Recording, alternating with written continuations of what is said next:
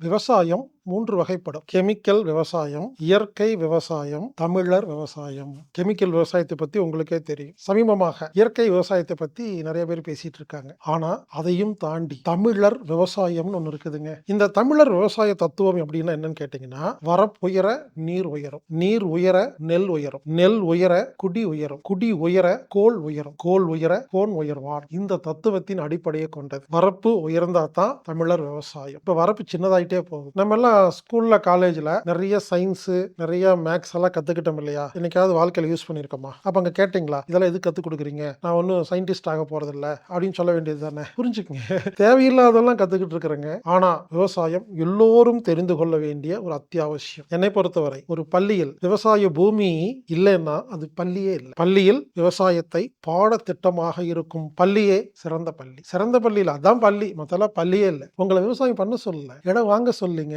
இது ஒரு அறிவியல், சயின்ஸ், பேசிக் சயின்ஸ், எசென்சியல். விவசாய அறிவு இல்லைங்கிறனால தான் நமக்கு நோயே வரும் தெரியுங்களா? விவசாயம் சம்பந்தப்பட்ட பேசிக் நாலேஜ் இல்லாதனால தான் எந்த காய்கறி எந்த கீரை எது என்ன ஒன்றும் தெரியாம இதையும் வாங்கிட்டு வந்து சமைச்சிட்டு இருக்கிறோம். அடிப்படை தமிழர் விவசாயத்தை அனைவரும் கற்றுக்கொள்ள வேண்டும். இந்த தமிழர் விவசாயம் பென்ட்ரைவ் மூலமா உங்களுக்கு கிடைக்கும். நீங்க அம்மி தற்சார்பு சந்தையில நீங்க வாங்கி வீட்டில் உட்காந்து பென்ட்ரைவ் மூலமா பார்க்கலாம். AAMMII.com